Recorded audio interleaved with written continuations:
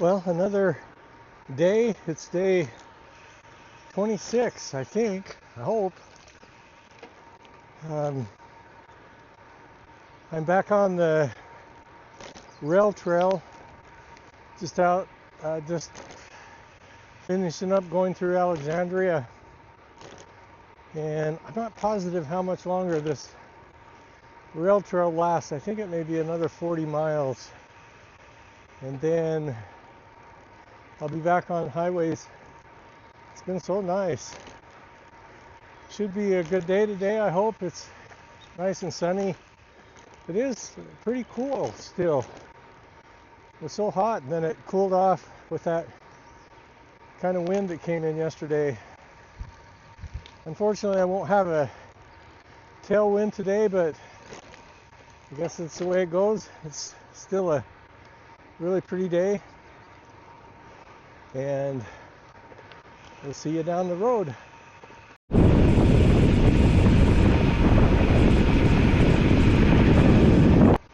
Okay, so this is going to be, I'll tell a little bit about getting into this endurance stuff by talking about marathons. So I know most of you will probably not even want to listen to this, so I hopefully will be able to figure it out and have where you can jump forward past this story in case you want to, so you can just watch whatever's left of the videos, if you even want to do that. But my kids and I think my grandkids have told me that they've liked hearing these stories. Maybe they're just patronizing me, but I guess that's okay. So I'll tell some about doing marathons. So I never really trained for marathons seriously like I should have. I wished I would have, but life was really busy then, a lot going on, and it took all the effort that I had to train for the ride and tie, which is different here, doing a lot more trail running uphill, but still there's a little bit of crossover. And I think I had done the ride and tie maybe twice, and Nick Larson, Gary Thane, Gary Lambert, all were planning on doing the St. George Marathon, which is down in southern Utah, and it's got to be one of the prettiest courses in America, and it's always held the first Saturday in October, and St. George is usually really warm, so that's kind of a perfect time of year to do it.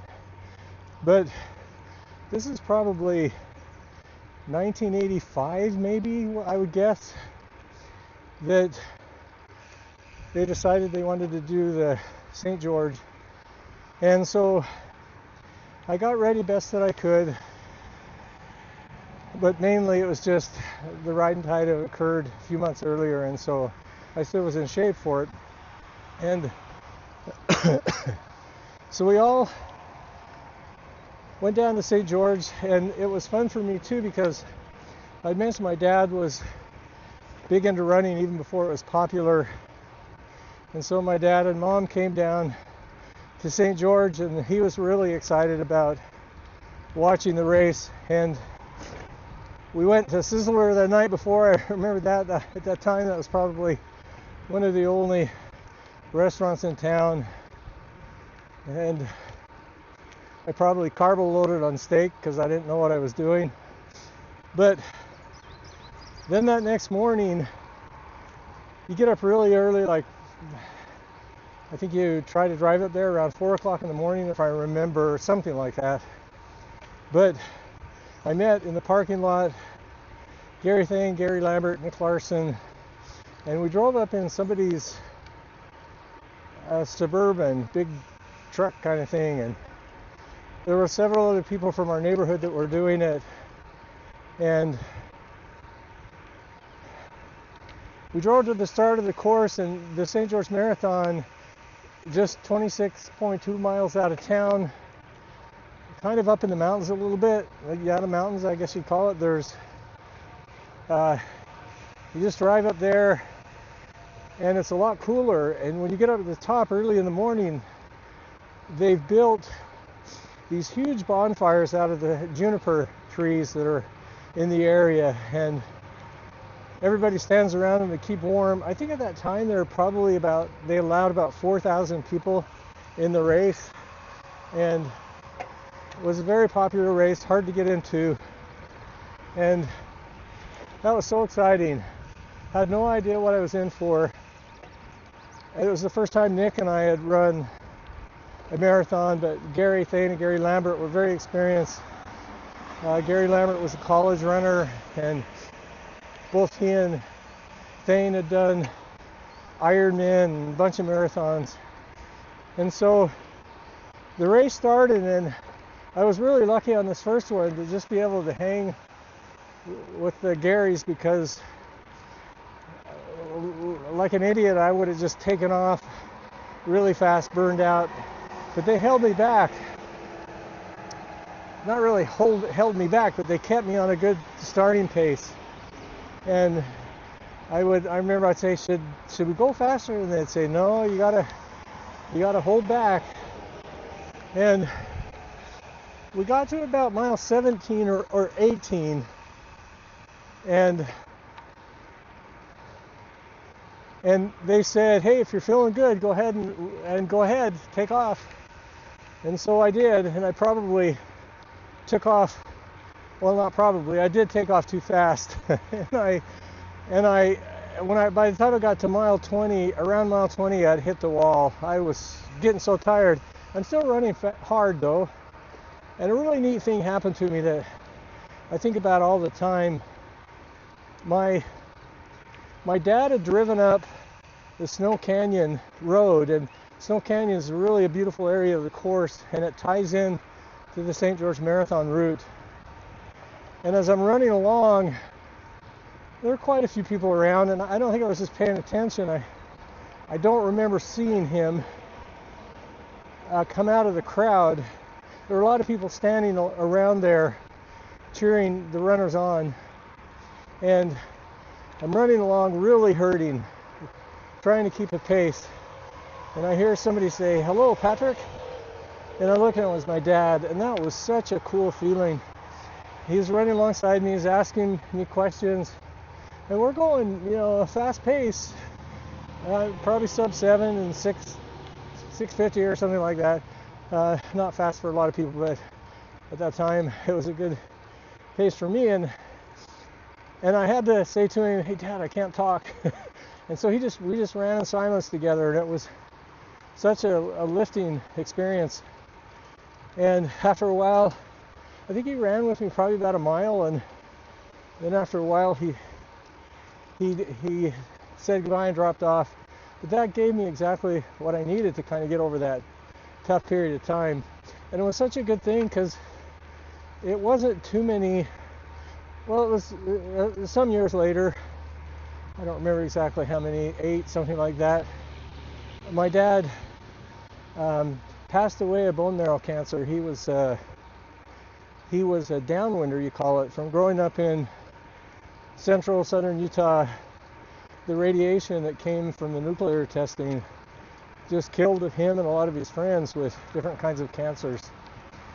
But anyway, I kept up with the race. Didn't think I'd done that very well, but I got in to the end, and I'd run it in 2:58, which I know for a lot of people that isn't that fast, but it's respectable, and I was very happy with it for a first-time marathon. And so we went on and did our regular ride and tie thing. The next year, and it may have been 1 or 2 or 3 years later, was at the time when my youngest daughter Carly was born.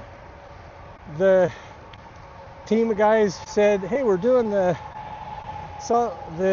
Deseret News Marathon, which was another popular one in Utah at the time.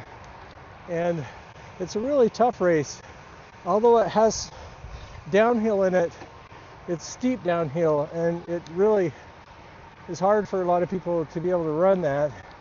And it has uphill too. It starts up Harley's Canyon as you're heading towards Park City, runs up to a place called East Canyon, turns around, comes back down, goes up another summit to called Little Mountain, and then runs down into Salt Lake and ends up in a park called Liberty Park, about the central. And Gary and Nick said, "You're going to do that race with us?" And I said, "I'm not registered. I can't do it. Carly's we're going to have a baby." And they said, "No, you're doing it." And Carly was born a few days before the race, and they told me, "We're going to come pick you up on that day." And I said, "I'm not answering the door." And we brought Carly home the day before the marathon, and they said, "We're coming to get you." And Carly was not feeling well that night, and I don't think I slept at all. And early in the morning, I'm thinking, I know those guys are going to knock on the door, so I just stayed up. I was not happy. They picked me up. We drove up to Harley's Canyon to the start of the race, and I thought, I'm just going to slog through this thing and get it over with. And I started running, and I was holding back, and all of a sudden I started thinking, I feel pretty good. That year I probably trained the hardest for the ride and tie, and I was in good mountain running shape, and so the hills felt really good to me. I was able to run up it pretty fast, and then when we turned and we're going down the steep part, that part I loved, and so I just kind of hung with it. I wasn't racing at all, but about mile 18, I'm feeling really good. And then we progressing the course, and you turn down State Street, where all the people that are gathering for the Pioneer Days on the 24th of July parade in Salt Lake are along the course, and that goes on for several miles, and they're all cheering for you and yelling, and I'm feeling really good. You run down Main Street, I think it is, all the way down to, for those of you who are familiar with the Salt Lake street systems, down to, I think it's 17th South, and you turn, and you've got about 7 blocks to run to get to Liberty Park, and I'm thinking, there are not a lot of people ahead of me.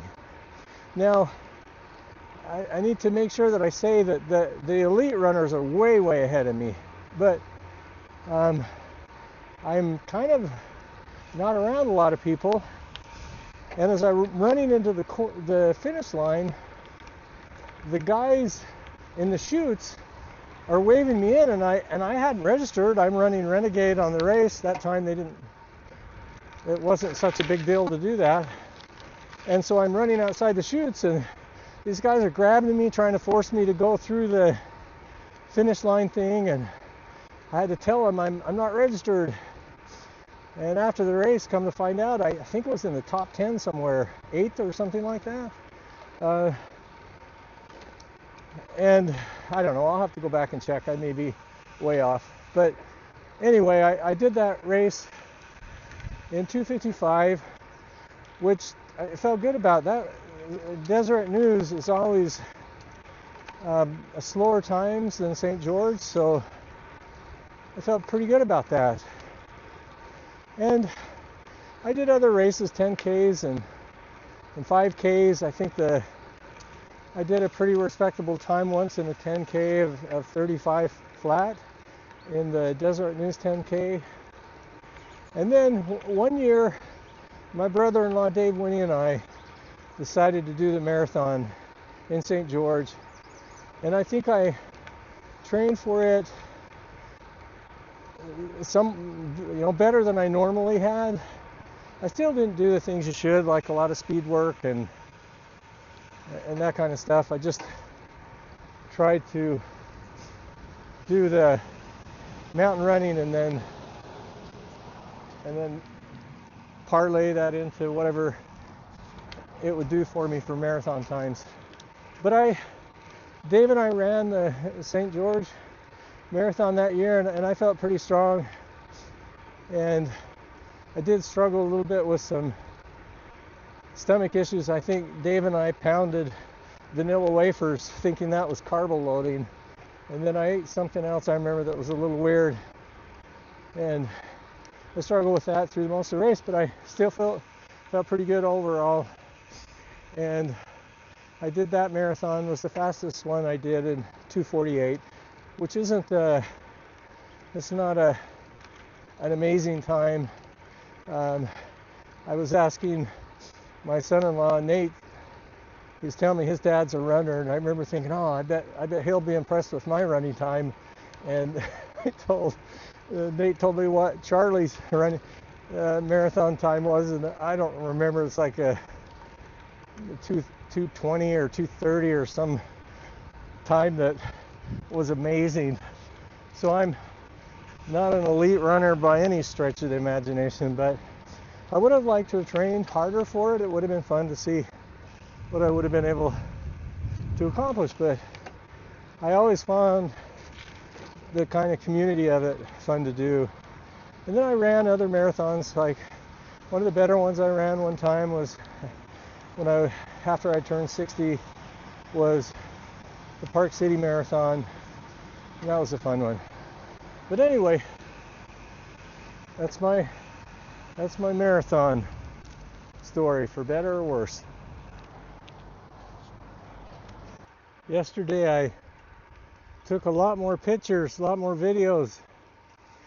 It's still pretty today. There's not quite as many lakes. There's a river running right down there that's been nice to follow, and then a lot of pretty farms.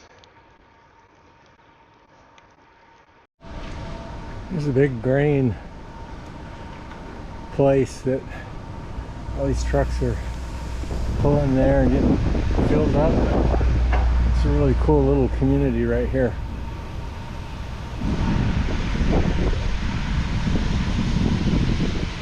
They have these big silos on both sides. Munson's Quality Feed.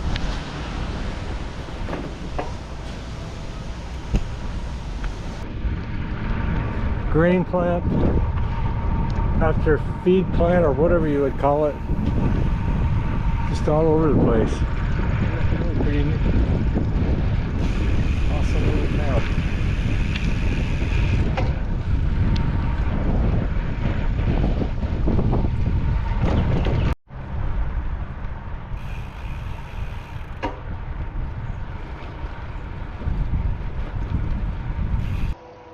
I believe this rail trail continues on for about another 90 miles. I think I've been on it, I'm guessing here a little bit, but close to 100 miles yesterday and today. Looks like maybe I misspoke. I'm in Albany, Minnesota, and I think there's another another rail trail, possibly. At least I'm on this path right now. We'll see how far it goes. I tell you, Minnesota has done things right. These trails are so nice. I don't know how much more. I know this one, I've got to go 15 miles till I start on a new segment, and I doubt this keeps going, but I'm surprised me once already. Very pretty places around here. I don't think I've said how pretty it is here for about the last 10 minutes, so I thought I'd just give a little public service announcement again for Minnesota.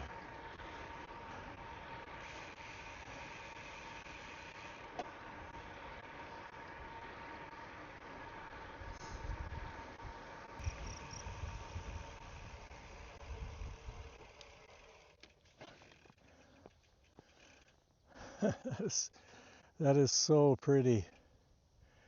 Hopefully that shows up in the camera the way I see it with my eyes right now. Incredible. Hey, I think here's my first covered bridge.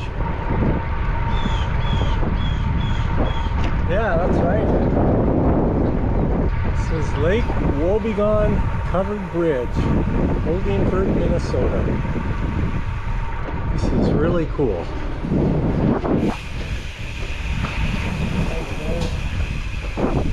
What is that?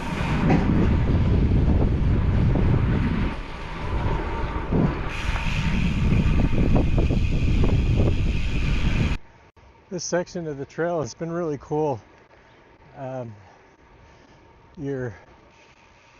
They've built up, I guess they kind of dug through a hill here, and so that whole trail back there is kind of enclosed in a tunnel of green.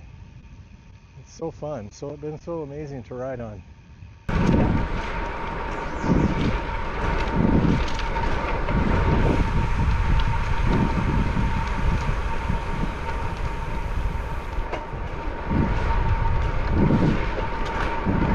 Well, this is a pretty big milestone. I've reached the Mississippi River.